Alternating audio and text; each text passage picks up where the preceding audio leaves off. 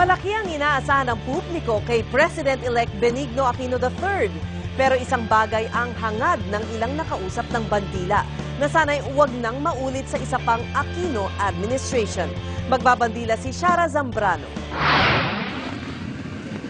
Nagtanong kami sa tatlong tao, si Aling Beth na may 7 anak, si Charlemagne Lim, may-ari ng isang restaurant, at si Mon Casiple, political analyst.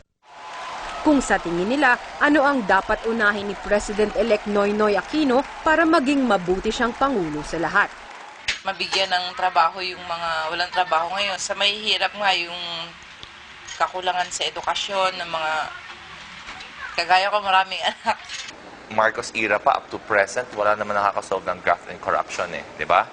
So sana para sa akin, yun ang pinaka number 1 talaga na gawin ni President Noynoy. Ayusin niya yung pagkakaisa ng bansa. Kasi presidente na siya ng bansa.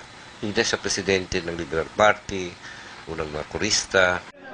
Tinanong din namin sila kung ano ang mga bagay na di dapat gawin ni Aquino. Nagulat kami dahil magkakaiba man ang estado sa buhay ng tatlo, iisa ang kanilang sinagot. Huwag sanang maulit ang Kamag-anak Incorporated na isa sa naging batikos noon sa administrasyon ng kanyang inang si Cory.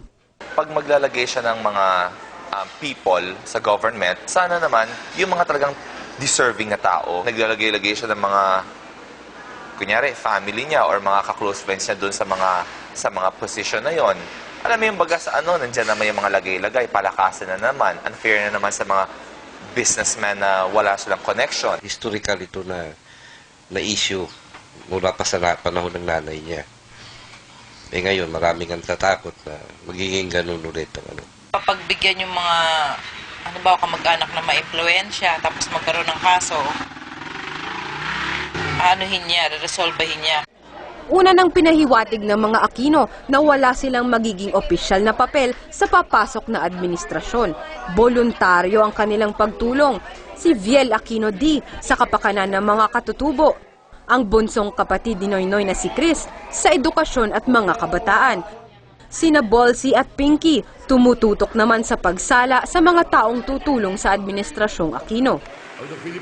Ngayong sentro na naman ang pamilya Aquino ng kapangyarihan, inaasahan ng magiging mas mapagmatyag ang sambayanan para di na maulit ang anumang pagmamalabis ng papatapos na administrasyon at maging noong panahon ng ina ni President-elect Aquino. Para sa Bandila, Shara Zambrano.